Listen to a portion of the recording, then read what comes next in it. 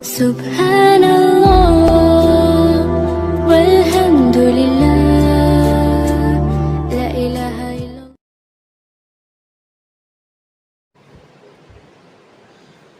السلام عليكم ورحمة الله تعالى وبركاته. نحمده ونصلي على رسوله الكريم. أما بعد فقد قال الله تعالى في كلامه القديم وفي القرآن المجيد بعد أعوذ بالله من الشيطان الرجيم فضل بسم الله الرحمن الرحيم.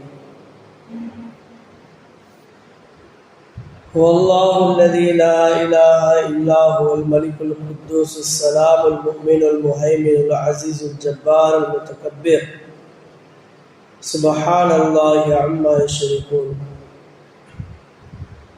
صدق الله العلي العليم. وقال نبينا صلى الله عليه وسلم أعجز الناس من عجز في الدعاء وأبخل الناس من بخل في السلام أو كما قال عليه الصلاة والسلام. اللهم صل على سيدنا محمد طب القلوب ودوائها وعافية الأبدان وشفائها ونور الأبصار وليائها وقوة الأرواح وغذائها وعلى آله وصحبه وسلم. புகழும் புகழ்ச்சியும் ஏக வல்லோனாகிய அல்லாஹ் தஆலாவுக்கு ஒருத்தம் மட்டுமாக இன்னும் சலாமும் சாத்தியம் பெருமானார் முஹம்மது முஸ்தபா ஸல்லல்லாஹு அலைஹி வஸல்லம் அவர்கள் மீதும் அவருடைய வாழ்வை பின்பற்றி வாழ்ந்த உத்தம சத்திய சஹாபாக்கள் தாபியீன்கள் தபா தாபியீன்கள் நாதாக்கள் சுஹதாக்கள் இன்னும் அனைத்து முஸ்லிம் மீதும் என்றுடன் நின்று நிலவட்டுமாக.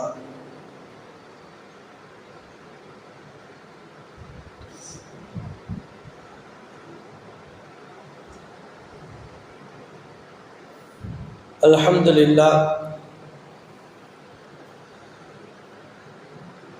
அல்லாஹ் தஆலா குர்ஆனிலே தன்னுடைய பெயர்களை குறிப்பிட்டு காட்டுகின்றார். அல்லாஹ் தஆலா தன்னை பற்றி அறிமுகப்படுத்தும் பொழுது அல்லாஹ் தஆலா சொல்கிறான், ஹுவல்லாஹுல்லதி, அவன்தான் அல்லாஹ். அவன் எத்தகையன் என்றால் லா இலாஹா இல்லாஹு,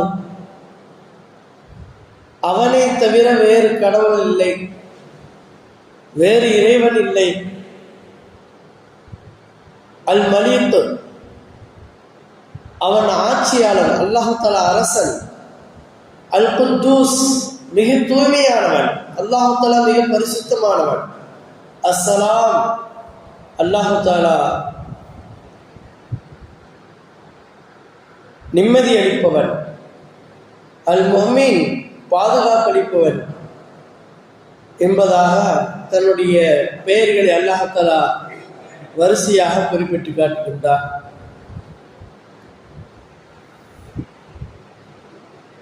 நபி ஸல்லல்லாஹு அலைஹி வஸல்லம் அவர்கள் இரண்டு நபர்களை பற்றி கூறுகிறார்கள். மக்களிலே மிகவும் பலவீனமானவன், இயலாதவன் யார் என்று சொன்னால், எவரால் துஆ செய்ய முடியவில்லையோ அவன்தான் மிகவும் இயலாதவன். கையால் ஆகாதவன் தமிழ்ல பேச்சு வழக்கில் சொல்லப்படும். நபி ஸல்லல்லாஹு அலைஹி வஸல்லம் சொல்றாங்க, யார் கையால் ஆகாதவன் ஒன்னத்துக்கும் லாயக்கில்லைன்னு சொன்னா, யார் துவா செய்யறதுக்கும் முடியலையோ அவன் தான் லாயக்கில்லாதவன்.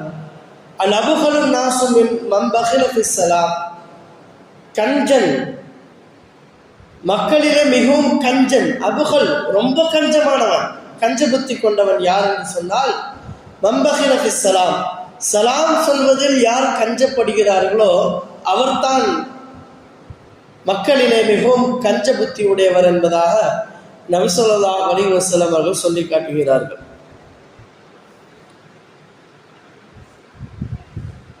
அதிகமாக ஏற்பட்டுவிட்ட பிணக்குகள் தம்பதிகளுக்கிடையில், கணவன் மனைவிக்கு மத்தியில், பெற்றோர்களுக்கும் பிள்ளைகளுக்கும் மத்தியில், உறவு முறைகளுக்கு மத்தியில் ஏற்படக்கூடிய அதிகமான மனக்கசப்புகளுக்கு காரணம் என்ன? எவ்வளவு சண்டை சச்சரவு இருந்தாலும் ஒன்றிணைந்து கூட்டு வாழ்வு வாழ்ந்த ஒரு காலம் இப்பொழுது சண்டையே இல்லாமல் தனித்தனி குடும்பங்களாக பிரிந்து போவதற்கான காரணம். குடும்பவியல் என்ற அந்த விஷயத்தில் இருந்த பரக்கத் எப்படி இல்லாமல் போனது என்பதை கவனித்து பார்க்கும் பொழுது இஸ்லாம் சில விஷயங்களை சொல்லி காட்டுகின்றது. மிக முக்கியமாக 3 பிரச்சனை. ஒன்று, பெற்றோர்கள் பிள்ளைகளுக்கு மத்தியிலே ஏற்படக்கூடிய மிஸ் அண்டர்ஸ்டாண்டிங். பெற்றோர்களுக்கு பிள்ளைகள் மதிப்பளிப்பதில்லை, மரியாதை செலுத்துவதில்லை. பெற்றவர்கள் குழந்தைகளை நடத்துவதில் கண்டிப்புடன் நடத்துவது, கருணையோடு நடத்துவதல்ல. அதே போன்று கணவன் மனைவிக்கு மத்தியில் உள்ள பிரச்சனை. அதற்கும் மிக முக்கியமாக 3வதாக சிறியவர்கள் பெரியோர்களுக்கும் முதியோர்களுக்கும் மதிப்பளிப்பது கிடையாது, கண்ணியம் அளிப்பது கிடையாது. ஏனென்றால் அவர்களுக்கு தெரியல, கற்றுத்தரதுக்கு ஆட்கள் இல்லை. பெரியவங்கள்ட்ட எப்படி நினைக்கிறோம்? வீட்டில் வயசானவங்க தான் தெரியும். இப்போ எல்லாரும் தனி கொடுத்தோம், குழந்தைங்களுக்கு தெரியல பெரியவங்கள்ட்ட எப்படி நடந்துக்கணும். இப்படி அந்த உள்ளங்களுக்கு மத்தியில் ஏற்படக்கூடிய பிரச்சனைகளுக்கு குர்ஆன் வழிகாட்டுகின்றது. நபி ஸல்லல்லாஹு அலைஹி வஸல்லம் அவர்கள் சொல்றாங்க, லைஸ மின்னா மல்லம் யர்ஹம் ஸகீரனா வ யஅரிஃபு ஷரஃப கபீரனா. யாருக்கு முதியோர்களின் கண்ணியம் தெரியவில்லையோ, முதியோர்களின் சிறப்பு என்ன என்பதை யார் அறிந்து வைத்திருக்கவில்லையோ, சிறுவர்களுக்கு யார் கருணையோடு நடந்து கொள்ளவில்லையோ, சிறுவர்களிடத்தில் யார் கருணையோடு நடந்து கொள்ளவில்லையோ, இந்த 2 நபர்களும் என்னை சார்ந்தவர் அல்ல, லைஸ மின்னா, நம்மை சார்ந்தவர் அல்ல, அவர் முஸ்லீம் சொல்லிக்க முடியாது என்பதாக நபி ஸல்லல்லாஹு அலைஹி வஸல்லம் சொல்றாங்க. மற்றொரு ஹதீஸ்ல நபி ஸல்லல்லாஹு அலைஹி வஸல்லம் தெளிவா சொல்வாங்க, முஸ்லிம் என்ற வார்த்தைக்கு தகுதி மிக்கவர் யார் என்று சொன்னால், மன் சலிம லிசானுஹு வ யதுஹு, யாருடைய நாவை விட்டு யாருடைய கையை விட்டு மற்ற மக்கள் நிம்மதியாக இருக்கிறார்களோ, அவர் பேசுனா நல்ல வார்த்தை பேசுவார் அப்படிங்கிறது இருக்கணும். இல்லை பார்த்தாலே இவரா வார்த்தையே சரி இருக்காது, எடுத்தோடனே கொஞ்சம் ஹார்டாக தான் பேசுவார் அப்படிங்கிற மாதிரி இருக்கக்கூடாது. யார் மற்றவருடைய பேச்சை விட்டும் நம்முடைய நடவடிக்கையை விட்டும் நல்ல திருப்தியாக இருக்கிறாங்களோ அந்த நபர் தான் முஸ்லீம் சொல்லிக்க முடியும் என்பதாக ஒரு அதிசயம் பார்க்க முடியும். பெற்றோர்கள் விஷயம் என்று வரும் பொழுது வஹபுல்லஹுமா ஜனாஹுல் மிர் ரஹ்மா, மிக கண்ணியமாக மிக பணிவாக பெற்றோர்களிடத்தில் நடந்து கொள்ளுங்கள் என்பதாக குர்ஆன் சொல்லுவது மட்டுமில்லாமல், எந்த துவா செய்வதற்கு முடியவில்லை என்று சொன்னால் அவன் மிகவும் இயலாதவன் என்பதாக குர்ஆன் சொன்னதோ, அமல்களில் சிறந்த அமல், தலையான அமல்களுக்கெல்லாம் மூளை என்பதாக துவாவை சொல்லப்படும். அத்துவா முகுல் இபாதா என்று சொல்லப்பட்டதோ, அந்த துவாவை பெற்றோர்களுக்காக கேளுங்கள் என்பதாக இஸ்லாம் கற்றுக் கொடுக்கிறது. நாம் நம்முடைய பிள்ளைகளுக்கு கற்றுத்தர வேண்டும். தொழுகும் பொழுது சுன்னத்து தொழுகை, நஃபில் தொழுகைகளில், அதே போன்று ஃபர்லான தொழுகைகளில் அத்தஹியாத்தில் அமர்ந்திருக்கும் பொழுது அத்தஹியாத்துடைய துவா, ஸலவாத்துடைய துவா ஓதி முடித்த பிறகு பெற்றோர்களுக்காக துவா செய்ய வேண்டும். இதே நஃபில் தொழுகைகளாக இருந்தால், சுன்னத்து தொழுகைகளாக இருந்தால், அத்தஹியாத்தில் அமர்ந்திருக்கும் பொழுது அந்த துவா அல்லாஹ் மக்ஃபிலி வாலி வாலிதையை அந்த துவாவுக்கு பகரமாக பதிலாக மனதுக்குள்ளாகவே வேறு வேறு துவாக்களை கேட்டுக்கொள்ளலாம். மிக முக்கியமாக பெற்றோர்களுக்கு கேட்க வேண்டும். குர்ஆன் இப்படி கற்றுத்தருகிறது, வக்குர் ரப்பிர்ஹம்ஹுமா கமா ரப்பயானி ஸகீரா. யா அல்லாஹ், சிறு வயதில் எங்களை அவர்கள் பரிவோடு வளர்த்ததைப் போல நீயும் அவர்களோடு இரக்கம் கொண்டு நடந்து கொள்வாயாக என்பதாக அல்லாஹ் தஆலாவிடத்தில் பெற்றோர்களுக்காக துஆ செய்யுங்கள் என்பதாக குர்ஆன் கற்றுத் தருகிறது. கணவன் மனைவி விஷயம் என்று வந்துவிட்டால் ஆயத்திலே குர்ஆனில் அல்லாஹ் தஆலா இப்படி கூறுகிறார், வமின் ஆயாத்திஹி அன் ஹலகலக்கும் மின் அன்ஃபுசிக்கும் அஸ்வாஜா. கணவன் மனைவி என்ற முறையை அல்லாஹ் தஆலா ஏற்படுத்தி இருப்பது உங்களுக்கு ஒரு அத்தாட்சி, இறைவனுடைய மிகப்பெரிய ஒரு அத்தாட்சி அடையாளம் என்பதாக அல்லாஹ் தஆலா சொல்றான். இன்னும் தெளிவா தமிழ்ல புரிய மாதிரி சொல்லணும்னா அடையாள சின்னம், இறைவனுடைய அடையாள சின்னங்கள், அவனுடைய படைப்பில மிக முக்கியமான சிறந்த சின்னங்களாக திகழ்வது இந்த விஷயம். உங்களிலிருந்தே உங்களுடைய ஜோடியை நாம் படைத்திருக்கின்றோம். லிதஸ்குனு இலைஹா, நீங்கள் நிம்மதியாக வாழ்வதற்காக. வஜஅல பைனக்கும் மவத்தத்தன் வரஹ்மா, வஜஅல பைனக்கும் மவத்தத்தன் வரஹ்மா. அல்லாஹ் தஆலா தான் உங்களுக்கு இடையிலேயே பாசத்தையும் இணக்கத்தையும் ஏற்படுத்தி இருக்கின்றார். இன்னைக்கு நிறைய வீட்டில் கணவன் பாசமா இல்லை, மனைவி பாசமா இல்லை, சிரிஞ்சு விடுறாங்கன்னா எங்க பிரச்சனை அப்படின்னா அல்லாஹ் தஆலாவிடத்துல கேட்க வேண்டும். ஏன்னா நம்மால் காசு பணத்தை கொண்டு காலில் கொட்டினதுக்கு அப்புறம் கேட்கறதெல்லாம் வாங்கி தந்துட்டோம் அப்படின்னு சொன்னா பாசம் வந்துருங்கிறது கிடையாது. அப்ப ஏழை குடும்பங்கள் எத்தனை பேர் அந்யோன்யமாக வாழக்கூடிய தம்பதியில் இருக்கிறாங்க. எங்க விஷயம் இருக்கிறது? அல்லாஹ் தஆலா சொல்கிறான், வஜஅல பைனக்கும் மவத்தத்தன் வரஹ்மா, நான் உண்டாக்குறேங்கிற அல்லாஹ் தஆலா. அப்போ அந்த இடத்துல ரஹமத் இல்லை, மவத்தத் என்று சொல்லக்கூடிய பாச பிணைப்பு இல்லை என்று சொன்னால் அந்த குறையை அல்லாஹ் தஆலாவிடத்தில் கேட்டு பெற்றுக்கொள்ள வேண்டும். யா அல்லாஹ், எங்களுக்கு மத்தியில இணக்கத்தை தருவாயாக, பிணக்குகளை நீக்குவாயாக என்பதாக அல்லாஹ் தஆலா முறையிடும்.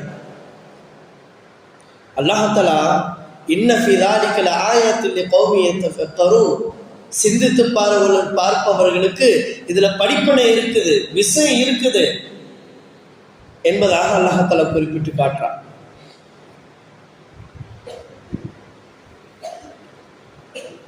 அப்ப இதுக்கெல்லாம் எப்படி தீர்வு இஸ்லாம் எங்க வைத்திருக்கின்றது என்று சொன்னால், இறைவனுடைய பெயரான அஸ்ஸலாம் என்ற பெயரிலே அல்லாஹ் தஆலா நிம்மதியை வைத்திருக்கிறார். அஸ்ஸலாம் என்ற வார்த்தைக்கு அர்த்தம் என்ன? நிம்மதி என்பதாக பொருள். நிம்மதி, சாந்தி. தமிழ்ல சாந்தினா சாந்தம், நிம்மதியாக இருப்பது, நோ டிஸ்டர்பன்ஸ், பீஸ்ஃபுல். பீஸ்ஃபுல் என்று மிக நிம்மதியாக இருப்பது. அப்ப அதைத்தான் இஸ்லாம் கற்றுத்தருகிறது. அப்சுஸ் ஸலாம பைனக்கும், உங்கள் மத்தியிலே சலாமை பரப்புங்கள், சலாம் சொல்லிக் கொள்ளுங்கள். வாழ்த்துக்கள், முக்மீனுடைய வாழ்த்துக்கள். ஒரு முக்மீன் இன்னொரு முக்மீனை சந்தித்தால் வாழ்த்து சொல்ல வேண்டும், அவனுக்கு காணிக்கை கொடுக்க வேண்டும். ஒவ்வொரு முக்மீனுக்கும் நாம் செலுத்த வேண்டிய காணிக்கை இருக்கின்றது. ஒரு முக்மீன் மற்றொரு முக்மீனுக்கு காணிக்கை செலுத்த வேண்டும், அவனை வாழ்த்து சொல்ல வேண்டும். என்ன வாழ்த்து சொல்லணும்? அவனை பார்த்தோன்னு அஸ்ஸலாமு அலைக்க, உன் மீது நிம்மதி உண்டாகட்டும், சாந்தி உண்டாகட்டும் என்பதாக சொல்ல வேண்டும். அவனுக்கு வாழ்த்து சொல்ல வேண்டும், உன்னுடைய காரியம் சலாமத்தாக ஆகட்டும், அஸ்ஸலாமு அலைக்கும் வ ரஹ்மத்துல்லாஹ், அல்லாஹ்வுடைய ரஹமத், கருணை உன்னின் மீது உண்டாகட்டும் என்ற வார்த்தை சொல்ல வேண்டும். அல்லாஹ் தஆலா கணவன் மனைவிக்கு மத்தியிலே சொல்லும்போது மவத்தத்தன் வ ரஹ்மா என்பதை அல்லாஹ் தஆலா சொல்றான். அந்த இடத்துல ரஹமத் இல்லாம போகுதா? மனைவிக்கு அதிகமாக சலாம் சொல்லுங்க, வ ரஹ்மத்துல்லாஹ் என்பதை சேர்த்து சொல்லுங்க, ரஹமத் உண்டாகும். கணவன் இணக்கமாக இல்லையா? கணவன் வீட்டுக்குள்ள வரும் பொழுதெல்லாம் சலாம் சொல்லு. நபி ஸல்லல்லாஹு அலைஹி வஸல்லம் அவர்கள் வயசு வித்தியாசம் கிடையாது. ஆயிஷா ரலியல்லாஹு தஆலா அவர்களை விட நபி ஸல்லல்லாஹு அலைஹி வஸல்லம் வயது எவ்வளவு என்பது எல்லாருக்கும் தெரியும். ஆனாலும் கூட ஆயிஷா ரலியல்லாஹு தஆலா சிறுமி இருந்தாலும் வீட்டுக்குள் நுழையும் பொழுது அவர்களுக்கு சலாம் சொல்லுவார். இன்னைக்கு என்ன பிரச்சனைனா, சலாமை பத்தி ரொம்ப நிறைய கேள்விப்பட்டிருக்கிறோம். பார்த்தவர்களுக்கும் பார்க்காதவர்களுக்கும், அறிமுகமானவர்களுக்கும் அறிமுகம் இல்லாதவர்களுக்கும் சலாம் சொல்ல வேண்டும் என்ற பட்டியலை பார்க்கிறோம்.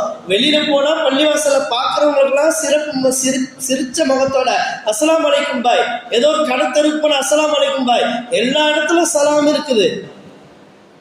எனவே நம்ம வீட்டை விட்டு வெளியில போனா அவ்வளவு நிம்மதியா இருக்கு. இதை வீட்டுக்குள்ள வந்து 1008 பிரச்சனை மண்டைக்குள்ள அவ ஏறி உட்காந்துருந்து வீட்டுக்குள்ள வாசல் வெளியில கூட சிரிச்சு பேசுவான் மனுஷன். வாசலை விட்டு வீட்டுக்குள்ள காலடி எடுத்து வச்சா எப்படி மைண்ட் மாறுது? ஏன்னா பிரச்சனை எங்க இருக்குன்னா சலாம்ல தான் இருக்குது. ஏன்னா வீட்டுக்குள்ள போகும்போது சலாம் சொல்றது கிடையாது, வீட்டு பெண்கள் இடத்துல சலாம் சொல்றது கிடையாது. அதுல என்ன ஒரு ஈகோ, ஒரு பிரஸ்டீஜ் பிரச்சனை என்பது புரியல. கணவன் மனைவிக்கு சலாம் சொல்ல வேண்டும், மனைவி கணவனுக்கு சலாம் சொல்ல வேண்டும், பிள்ளைகள் தாய் தந்தைக்கு சலாம் சொல்ல வேண்டும், தாய் தந்தைகள் பிள்ளைக்கு சலாம் சொல்ல வேண்டும். பையன் உள்ள வரும்போது சலாம் சொல்லல அப்படின்னா அஸ்ஸலாமு அலைக்கும் சொல்லிட்டு அந்த பிள்ளை பதில் சொன்னதுக்கு பிறகு சலாம் சொல்லிட்டு உள்ள வரணும்ப்பா, நீ சொல்லாம விட்டுட்டியே அப்படின்னு கத்துத்தரணும். வெளியில சொல்ற சலாம் இருக்குது, பள்ளிவாசலுக்கு வந்த 4 பேர்த்த பார்த்து சலாம் சொல்றாங்க. வீட்டுக்குள்ள போகும்போது சலாமத்து இல்லாதனால வீட்டிலேயே சலாமத்து இல்லை, நிம்மதி இல்லை. அஸ்ஸலாமு அலைக்கும் என்று சொல்வது கிடையாது. வீட்டுக்குள்ளாக நுழையும் போது அஸ்ஸலாமு அலைக்கும் ரஹ்மத்துல்லாஹ் என்று சொல்லும் பொழுது வீட்டுல ரஹமத்து உண்டாகுமே. அப்ப செய்ய வேண்டிய காரியத்தை விட்டுட்டு சும்மா பள்ளிவாசல உட்காந்து அல்லாஹ் ரஹ்மத் புரிவாயாக, ரஹ்மத் புரிவாயாக, ரஹ்மத் புரிவா, ரஹ்மத்துடைய மலக்குகள் வாசல் வரைக்கும் வருகிறார்கள். வீட்டில் உள்ளவர்கள் சலாம் சொல்ல வேண்டியதுனா பின்னாடி திரும்பி போயிடுறாங்க.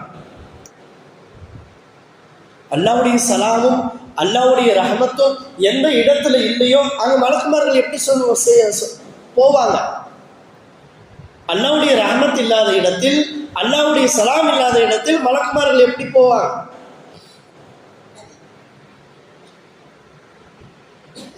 வீட்டு வாசல் நுழையும் போது வலது காலை வச்சு போகணும், வலது காலை எடுத்து வைக்கும்போது பிஸ்மில்லா சொல்லணும், சலாமும் சொல்லணும். இன்னும் சொல்ல போனா சஹாபாக்களுடைய வளமை இப்படி இருந்தது, நபிசுல்லாஹ் கற்றுத்தராங்க. ஒரு தடவை ஒரு சஹாபிக்கு ரொம்ப வறுமை வந்து நபிசுல்லாஹ் முறையிடுறாங்க, நீங்க வீட்டுக்குள்ள நுழைஞ்சதுக்கு அப்புறம் 3 தடவை குல்ஹுல்லா ஓதுங்க. வீட்டுக்குள்ள சலாம் சொல்லி நுழைஞ்சதுக்கு பிறகு 3 முறை குல்ஹுல்லா சூரா ஓதுனா வீட்டுல நிம்மதி இருக்கும். வீட்டுல மனைவி, மக்கள், தாய் தந்தைகள் மூலமாக ஏற்படக்கூடிய தீங்குகள் தடுக்கப்படுகின்றது, மனப்பிணக்குகள் வராது, பிரச்சனை வராது. அதுக்கும் மேலாக சொல்ல போனா நபிசுல்லாஹ் வீட்டில் நுழையும் பொழுது நுழைந்த உடனே வாய் கொப்பளித்து விட்டு கைகால கழுவிட்டு வாய் கொப்பளிக்கணும். இது சுன்னத். வீட்டை விட்டு வெளியில போறோம், பைக்கில் போறோம், கார்ல போறோம், இருந்தாலும் கூட கால் மண்ணில் படவில்லை என்றாலும் கூட சுன்னத் இருக்கின்றது. வீட்டுக்குள்ள நுழைஞ்சோன்னு நேரா போய் காலை கழுவிட்டு வாயை கொப்பளிக்க வேண்டும். மிஸ்வாக் செய்து வாயை விரல வச்சாவது பண்ணணும். வாயை கொப்பளித்து விட்டு வீட்டில் இருக்கிறவங்க சலாம் சொல்லிட்டு உள்ள போகணும். சில வீட்டில் உள்ள காலை கழுவுற மாதிரி இருக்கும். அப்போ சலாம் சொல்லிட்டு உள்ள போயிட்டு காலை கழுவிட்டு வாயை கொப்பளிச்சுட்டு குல்ஹுல்லா சூரா ஓதிட்டு, ஆனால் நபிசுல்லாஹ் என்ன பண்ணுவாங்க, நுழைந்த உடனும் 2 ரக்காத் தொழுவார்கள். வீட்டை விட்டு வெளியில செல்ல வேண்டிய வேலை இருந்தாலும் 2 ரக்காத் தொழுது விட்டு செல்லுவார். அதே மாதிரி வயதில் மூத்தவர்களை பார்த்தால், வயது முதிர்ந்தவர்களை பார்த்தால், வயது முதிர்ந்தவர்களை பார்த்தாலும் சரி, வயதில் மூத்தவர்களை பார்த்தாலும் சரி, நம்ம சலாம் சொல்லணும். அவர்களுக்கு மத்தியிலும் சலாம் சொல்ல வேண்டும். ஏன் சலாமுக்கு ஏன் இவ்வளவு முக்கியத்துவம்? இன்னும் சிறப்புகள் நிறைய இருக்குது சலாமுக்கு. நம்ம எந்த இடத்துல மிஸ் பண்றோம்? எல்லா இடத்துலையும் சொல்லணும். குடும்பத்துல பிள்ளைகள், மாமன், மச்சான், யாரை பார்த்தாலும், கணவன் மனைவி யாரை பார்த்தாலும் சலாம் சொல்லணும். ஆதம் அலைஹிஸ்ஸலாத்து வஸ்ஸலாம் அவர்களை அல்லாஹ் தஆலா படைத்த சமயத்துல படைத்து முடிச்சுட்டு சில மலக்குமார்கள் அமர்ந்திருந்த ஒரு கூட்டத்தை பார்த்து அல்லாஹ் தஆலா சொல்றான், ஆதம் அலைஹிஸ்ஸலாமை பார்த்து சொல்றான், ஆதமே நீங்க அந்த மலக்குமார்களுக்கு சென்று சலாம் சொல்லுங்க, அஸ்ஸலாமு அலைக்கும்னு சொல்லுங்க. அவங்க என்ன பதில் சொல்றாங்களோ அதுதான் உங்களுடைய காணிக்கை, உங்களுடைய சந்ததியினுடைய மனிதர்களுடைய காணிக்கை. நீங்கள் ஒருவருக்கொருவர் இப்படிதான் காணிக்கை செலுத்தி கொள்ள வேண்டும் என்பதாக அல்லாஹ் தஆலா கற்றுத்தரா. ஆதம் அலைஹிஸ்ஸலாம் போறாங்க, அங்கு அமர்ந்திருக்கக்கூடிய மலக்குமார்களை பார்த்து அஸ்ஸலாமு அலைக்கும் சொல்லும் பொழுது மலக்குமார்கள் ஒரு வார்த்தையை சேர்த்து பதில் சொல்கிறார்கள், அஸ்ஸலாமு அலைக்கும் வ ரஹ்மத்துல்லாஹ் என்பதாக பதில் சொல்றாங்க. அப்ப ரஹ்மத்துல்லாஹ் என்பதை சேர்த்து சொல்லணும், அஸ்ஸலாமு அலைக்கும் வ ரஹ்மத்துல்லாஹ் சேர்த்து சொல்லணும். ஒரு தடவை சஹாபாக்கள் எல்லாம் அமர்ந்திருக்கிறார்கள், நபி ஸல்லல்லாஹு அலைஹி வஸல்லம் அவங்களும் அமர்ந்திருக்கிறாங்க. ஒரு சஹாபி வரார், வந்து அஸ்ஸலாமு அலைக்கும் அப்படின்னு சொல்றாங்க. பதில் சலாம் வந்தோட உட்காந்துக்கிறார்.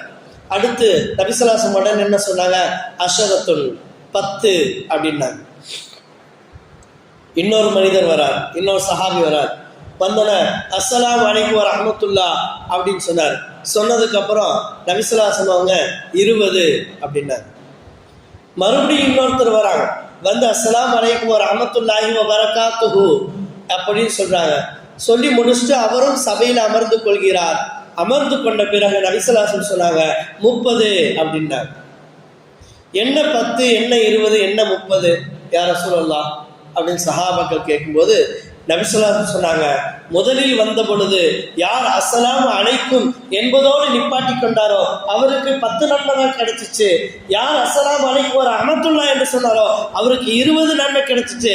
யார் அஸ்ஸலாமு அலைக்கும் வரஹ்மத்துல்லாஹி வபரகாத்துஹு என்று சொன்னாரோ அவருக்கு 30 நன்மை கிடைச்சிச்சு என்பதாக நபிசல்லாசம் கற்றுத்தரார். சலாமுடைய தாற்பயத்துல இன்னொரு மிக முக்கியமான ஒரு விஷயம் இருக்கு. சலாம் என்பது அல்லாஹ் தஆலாவுடைய பெயர். அஸ்ஸலாமுல் முஃமினுல் முஹைமினுல். அஸ்ஸலாமு அலைக்கும், உங்கள் மீது அல்லாஹ் தஆலா உண்டாகட்டும், ரப்பு உங்களை பொருந்தி கொள்வானாக. உடம்பு சரியில்லாமல பார்த்து சலாம் சொன்னா உங்களுக்கு நிம்மதி ஏற்படட்டும். எப்போ நிம்மதி? அவருக்கு குணமானாதான் நிம்மதி. பிரச்சனை இருக்கிற பார்த்து அஸ்ஸலாமு அலைக்கும், உங்களுக்கு சலாம் உண்டாகட்டும், நிம்மதி உண்டாகட்டும். எப்போ நிம்மதி? பிரச்சனை தீர்ந்தாதான் நிம்மதி. இப்படி நம்ம 4 பேர்த்துக்கு சொல்லும் போது அது கபுலாச்சுன்னா அவங்களுடைய பாவம், அவங்களுடைய பிரச்சனை தீருது. 4 பேர் நம்மளை பார்த்து சொன்னாங்கன்னா நம்ம மீது சலாம்கள் விழுக விழுக சலாம் கிடைக்க கிடைக்க நமக்கு பிரச்சனைகள் சால்வ் ஆகும். இது ஒரு எனர்ஜி மாதிரி. இன்னும் நபிசல்லாசம் அவங்க தெளிவா சொன்னாங்க, ஒரு முக்மின் இன்னொரு முக்மினும் 2 முக்மினான நபர்கள் சந்தித்து கொண்டு சலாம் சொல்லி அப்புறம் முசாஃபா, சலாம் சொல்லி முசாஃபா என்ற கையிலாக செய்து கொண்டால் அவர்கள் கையை எடுப்பதற்கு முன்னால் பனிகாலத்திலே மரத்திலிருந்து இலைகள் உதிர்வது போல் அந்த 2 பேருடைய பாவங்களும் மன்னிக்கப்பட்டு விடுகின்றன என்பதை நபி ஸல்லல்லாஹு அலைஹி வஸல்லம் சொன்னார்.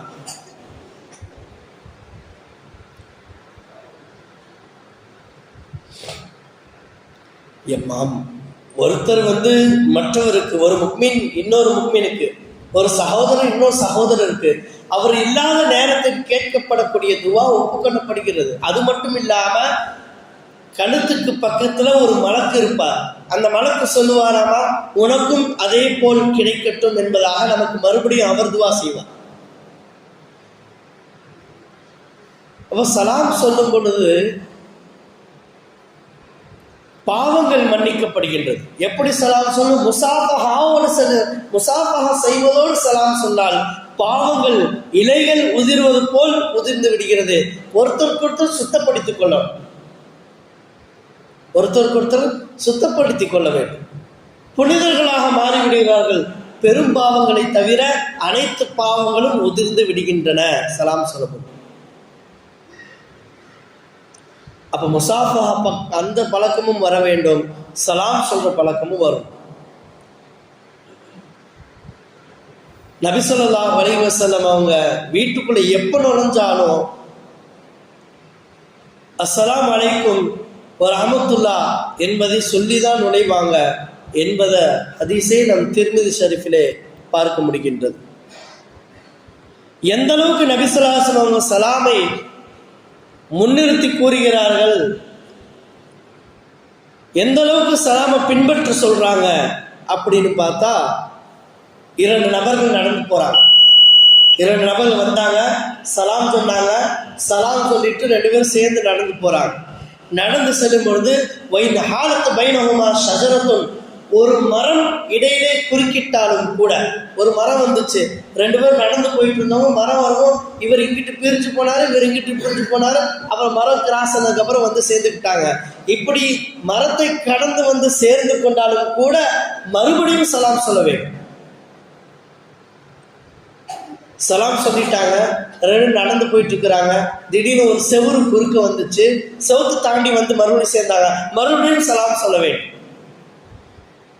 மரம் குறுக்கிட்டாலும் கூட, சுவர் குறுக்கிட்டாலும் கூட, இன்னும் சொல்ல போனா ஒரு பாறை இருக்குது, ஒரு கல் இருக்குது, அந்த கல்லை விட்டு சுத்தி வந்தாங்க, சுத்தி வந்தாலும் ஜாயிண்ட் ஆனாலும் சலாம் சொல்ல வேண்டும்.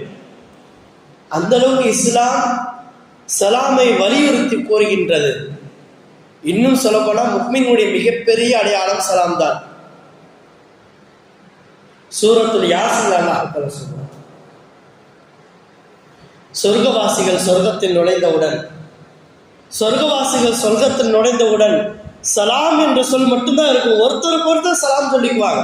நினைச்சு பாருங்க, உதாரணமாக நமக்கு புரியுற மாதிரி உதாரணமா சொல்லணும்னா 100 பேர் இருக்காங்க வச்சுக்கோங்க. அந்த 100ல ஒருத்தர் மிச்சம் 99 பேருக்கு சலாம் சொல்லுவார். ஒருத்தராக பார்த்து 99 பேருக்கு சலாம் சொல்லி முடிப்பார். 2வது நபர் மிச்சம் 99 பேருக்கு சொல்லுவார். இப்படி 100 பேரும் 100 பேத்துக்குள்ள சலாம் சொல்லி முடிக்கிறதுக்கு எத்தனை காலம் எடுக்கும்? எவ்வளவு மணி நேரம் பிடிக்கும்? சொர்க்கவாசிகளுடைய எண்ணிக்கை கோடி கணக்கில் இருக்கும். அத்தனை கோடி பேரும் ஒருத்தருக்கு ஒருத்தர் சலாம் சொல்லி முடிக்கிறதுக்கு எவ்வளவு மணி நேரம் ஆகும் பாருங்க. அவ்வளவு நேரமும் சலாம் என்ற சத்தத்தை தவிர சொர்க்கத்தில் எதுவும் இருக்காது. நுழைஞ்சதுக்கு அப்புறம் அந்த சலாத்துக்கு பிறகுதான் சொர்க்கவாசிகளுக்கு வரவேற்பு உணவாக சொர்க்கத்து உணவுகள் கொடுக்கப்படும். அவ்வளோ நேரம் என்ன பண்ணுவாங்க? டயர்டாகதா? சொர்க்கவாசிகளுடைய உடம்புக்கு டயர்டு கிடையாது, தூக்கம் கிடையாது, பசி கிடையாது, தாகம் கிடையாது, எதுவும் கிடையாது. சொர்க்கத்தில் டயர்டும் கிடையாது, தூக்கமும் கிடையாது, எதுவுமே கிடையாது. அதனால வருஷக்கணக்க சலாம் சொல்லிட்டு இருப்பாங்க. இன்னும் சொல்லணும்னா நபி ஸல்லல்லாஹு அலைஹி வஸல்லம் அவங்க வந்துட்டு போய் இந்த உலக கணக்கில் 1400 வருடம் ஆயிடுச்சு. எல்லாத்துக்கும் தெரியும். 1440 60 சுத்தமாக நடக்குது. ஆக 1400 வருஷம். ஆனால் அல்லாஹ் தஆலா குர்ஆன்ல சொல்றான், 7வது வானத்தில் ஒரு நாள் என்பது இந்த உலக கணக்கு 50,000 வருஷம். அங்கே ஒரு நாள் ஆயிடுச்சுன்னா இங்கே 50,000 வருஷம் முடிஞ்சிடும். அப்போ அந்த கணக்கு பிரகாரம் பார்த்தா நபி ஸல்லல்லாஹு அலைஹி வஸல்லம் அவங்க வந்துட்டு போய் 3/4 மணி நேரம் தான் ஆகுது. 45 நிமிஷம் இல்லை, 44 நிமிஷம் தான் இருக்குது. 45 நிமிஷம் கூட ஆகும். அதனால தான் நபி ஸல்லல்லாஹு அலைஹி வஸல்லம் சொன்னாங்க, மறுமை மிக நெருக்கமாக இருக்கின்றது. நீங்க அதை நினைக்கிறீங்க ரொம்ப தூரம் இருக்கு, எங்கடா ரசூலா சொல்லிட்டு போய் 1400 வருஷத்துக்கு மேல ஆகுது, எங்கிட்டு போய் கியாமத்து வரப்போகுது அப்படின்னு உலக வாழ்க்கையில மூழ்கி போய் கிடக்கிறோம். இஸ்லாத்தை பின்பற்றுவதற்கு தயங்குறோம், கௌரவம் பார்க்கிறோம் சலாம் சொல்றதுக்கு. ஆனால் அல்லாஹ் தஆலா குர்ஆன்ல சொல்றான், இன்னஹும் யரௌனஹு பஈதா, அவர்களது மிக நீளமாக மிக தூரமா இருக்குது, இனி எப்பவோ வரப்போகுதுன்னு பார்க்குறாங்க. வனராஹு கரீபா, அதை நம்ம ரொம்ப பக்கத்தில் இருக்கிறதா பார்க்குறோம். கியாமத்து நாளுடைய விஷயத்தில் அல்லாஹ் தஆலா சொல்லும் பொழுது ஒரு விஷயம் சொல்லுவான். கியாமத்தை நிகழ்த்துறதுக்கு நீங்க நினைச்சுக்கிறீங்க ரொம்ப காலமாகும். நம்ம ஹதீஸ்ல படிக்கிறதோ உண்மைதான். ஈசா அலைஹிஸ்ஸலாம் வருவாங்க, யாஜூஜ் மஜூஜ் வருவாங்க. எல்லாம் முடிஞ்சதுக்கு அப்புறம் ஈசா அலைஹிஸ்ஸலாம் 40 வருடங்கள் முழு உலகையும் ஆளுவாங்க. ஆண்டு முடிச்சதுக்கு அப்புறம் இஸ்லாம் மட்டுமே இருக்கும். அப்புறம் மறுபடியும் தலைகீழாக இஸ்லாம் விட்டு மக்கள் வெளியில போவாங்க. ஒருத்தர் கூட முஸ்லிமே இல்லாத நேரத்தில் கியாமத்து வரும். அதுக்கெல்லாம் இன்னும் எத்தனை 1000 வருஷம் ஆகும், எத்தனை 100 வருஷம் ஆகும் என்பதாக மனப்பால் குடிக்கலாம். ஆனால் அல்லாஹ் தஆலா சொல்றான், இந்த எல்லா நிகழ்ச்சியும் கியாமத்துடைய மொத்த நிகழ்ச்சியும் அல்லாஹ் தஆலா கண் சிமிட்டும் நேரமோ அல்லது அதைவிட குறைவாகவோ நிகழ்த்துவதற்கு நாம் சக்தி பெற்றுள்ளோம் என்பது அல்லாஹ் தஆலா எச்சரிக்கை செய்யும். நபி ஸல்லல்லாஹு அலைஹி வஸல்லம் சொன்னாங்க, உயர்வடைய வேண்டுமா, வாழ்க்கையில முன்னேறணும்னு நினைக்கிறீங்களா, அஃசு சலாம, நீங்கள் சலாத்தை பரப்புங்கள், சலாம் சொல்லிக் கொண்டால் கை தஅலு, நீங்கள் உயர்வடையலாம். மிக முக்கியமான ஹதீஸ் அபூ ஹுரைரா ரலியல்லாஹு தஆலா அன்ஹு அறிவிக்கிறார்கள். அந்த ஹதீஸை சொல்லி நான் நிறைவு பெறுவேன். நபி ஸல்லல்லாஹு அலைஹி வஸல்லம் அவங்க சொன்னாங்க, லா ததுகுலுல் ஜன்னத ஹத்தா துக்மின், நீங்கள் முக்மீன்களாக ஆகாத வரை சொர்க்கத்தில் நுழைய முடியாது. அது எல்லாத்துக்கும் தெரிஞ்சதுதான். முக்மீன்களாக ஆகாத வரை, முக்மீன்கள் லிஸ்ட்ல வராத வரைக்கும் யாராலையும் சொர்க்கத்துக்கு செல்ல முடியாது. முக்மீனாக இருந்தால் மட்டும்தான் சொர்க்கத்துக்கு போக முடியும். லா ததுகுலுல் ஜன்னத ஹத்தா துக்மினோ, நீங்கள் முக்மீன்களாக ஆகாத வரை சொர்க்கத்துக்கு செல்ல முடியாது. வலா துக்மினு ஹத்தா தஹாபு, நீங்கள் ஒருவருக்கொருவர் நேசம் கொண்டவர்களாக ஆகாத வரை முக்மீன்களாக கணிக்கப்பட மாட்டாது. ஒருத்தர் இன்னொருத்தர் சகோதரா பார்க்கணும். ஒரு முஸ்லிம் இன்னொரு முஸ்லிமை நேசிக்கணும். அவர் சொந்தக்காராக இருக்கணும், நட்பு வட்டாரத்துக்குள்ளாக இருக்கணும், தொழில்துறையில அறிமுகமானவனா இருக்கணும், பக்கத்து வீட்டுக்காரா இருக்கணும், நமக்கு 4 விஷயத்தை கொடுத்து உதவி இருக்கணும். அப்படிங்கிற எந்த விஷயமும் கிடையாது, எந்த ஒரு சரத்தும் கிடையாது, நிபந்தனையும் கிடையாது. அவர் முக்மீன் என்ற ஒரு காரணத்துக்காக அவரை நேசிக்க வேண்டும்.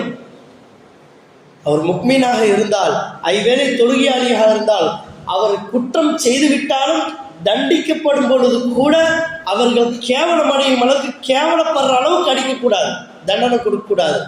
கொஞ்சம் கண்ணியமாக தண்டனை கொடுங்க என்பதாக நபி ஸல்லல்லாஹு அலைஹி வஸல்லம் சொல்கிறார்.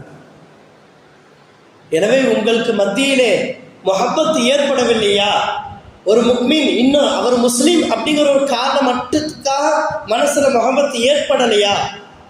அப்போ நீங்க உண்மை முக்மீனாக நாம் கிடையாது.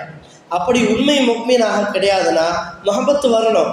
அந்த முஹப்பத்து வர்றதுக்கு என்ன செய்யணும்னா நபி ஸல்லல்லாஹு அலைஹி வஸல்லம் கற்றுத்தருகிறார்கள். அந்த முஹப்பத்து உங்களுக்கு மத்தியிலே ஒருவருக்கு ஒருவர் மத்தியிலே முஹப்பத் வரணுமா? அவளை அதுலுக்கும் அலாஷையில் நான் உங்களுக்கு ஒரு விஷயத்தை கற்றுத்தரட்டுமா? இதா ஃபஅல்துமூஹு, நீங்கள் அதை செஞ்சீங்கன்னா தஹாபத்தும், உங்களுக்கு மத்தியிலே நேசம் உண்டாகும். அது பொதுமக்களாக இருக்கட்டும், ஜமாத்தார்களாக இருக்கட்டும், கணவன் மனைவியாக இருக்கட்டும், தாய் தந்தை பிள்ளைகளாக இருக்கட்டும், உற்றார் உறவினராக இருக்கட்டும், யாருக்கு மத்தியிலே முஹப்பத் உண்டாக வேண்டும் என்று சொன்னால் இதை செஞ்சா போதும் அப்படின்னு நபி ஸல்லல்லாஹு அலைஹி வஸல்லம் சொல்றாங்க. சொல்லிட்டு பதில் சொன்னாங்க, அஃப்சுஸ் ஸலாம பைனக்கும், உங்களுக்கு மத்தியில சலாமை பரப்பிக் கொள்ளுங்கள், ஒருவருக்கொரு சலாம் சொல்லுங்க, முசாஃபஹா செய்யுங்க என்பதாக நபி ஸல்லல்லாஹு அலைஹி வஸல்லம் கற்றுத்தரார். இப்போ முசாஃபஹா செய்யும் பொழுது பாவங்கள் எல்லாம் மன்னிக்கப்படுகிறது. இன்னும் அந்த காயப்பட்ட மாதிரி இடத்துல எல்லாம் போய் பார்த்தீங்கன்னா தெரியும், ஒவ்வொரு வக்துக்கு பிறகு ஒருத்தருக்கு ஒருத்தர் சலாம் சொல்லி முசாஃப் பண்ணிக்குவாங்க. தொழுது முடிஞ்சு வெளியில் போகும்போது சலாம் சொல்லி முசாஃப் பண்ணிக்குவாங்க.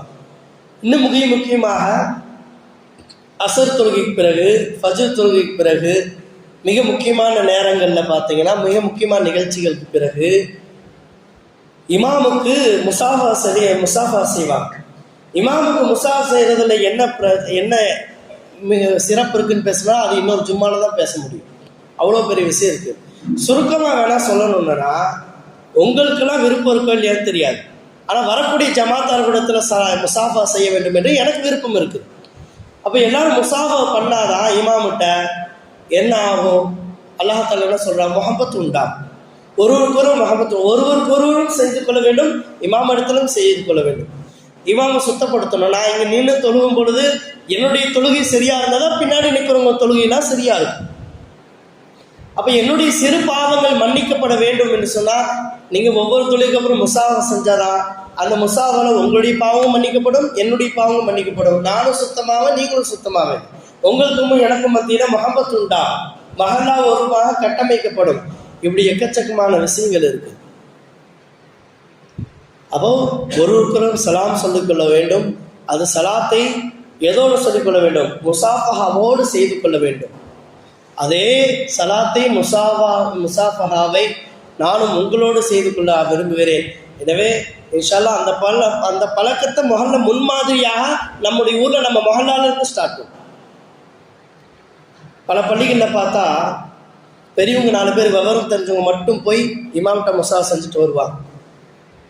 அது ஏங்கிறது, அந்த பாகுபாடு ஏன் உருவாச்சுங்கிறது எனக்கு தெரியல. எனக்கு தெரிஞ்சு நான் பார்த்த வரைக்கும் தொழுகு முடிஞ்சிச்சுன்னா எல்லாரும் போய் முசாஃபா போடுவாங்க போட்டு. இப்போ ஏன் அது தேவையில்லாத விஷயம் அப்படின்னு உருவாயிடுச்சா, அது என்னங்கிறது புரியல. அந்த பாகுபாடு இல்லாமல், வயசு வித்தியாசம் இல்லாமல், இமாமுங்கிற இடத்துல யாருனாலும் போய் முசாஃபா செய்யணும். அதே மாதிரி அவரும் பொதுமக்கள்கிட்ட முசாஃபா செய்யணும். நம்ம ஒருத்தருக்கு ஒருத்தர் முசாஃபா செய்து கொள்ள வேண்டும். இதெல்லாம் இஸ்லாத்துடைய மிக முக்கியமான விஷயம். ஒரு முக்மீன் இன்னொரு முக்மீனுக்கு கொடுத்து கொள்ளக்கூடிய காணிக்கை. எனவே அப்படிப்பட்ட சலாமை பின்பற்றி வாழக்கூடிய பாக்கியத்தை நம் அனைவருக்கும் அல்லாஹ் தஆலா தந்தருள் புரிவானாக. சலாம் என்ற சொல்லோடு சலாமத்தாக மறுமையிலே சொர்க்கத்தில் நுழையக்கூடிய பாக்கியத்தை மனைவிக்கும் தந்துருவானாக. வாஹிர் தஅவானா அல்ஹம்துலில்லாஹி ரப்பில் ஆலமீன். அஸ்ஸலாமு அலைக்கும் வரஹ்மத்துல்லாஹி தஆலா வபரகாத்துஹு. तू ही मेरी मौला, तू ही मेरी मौला.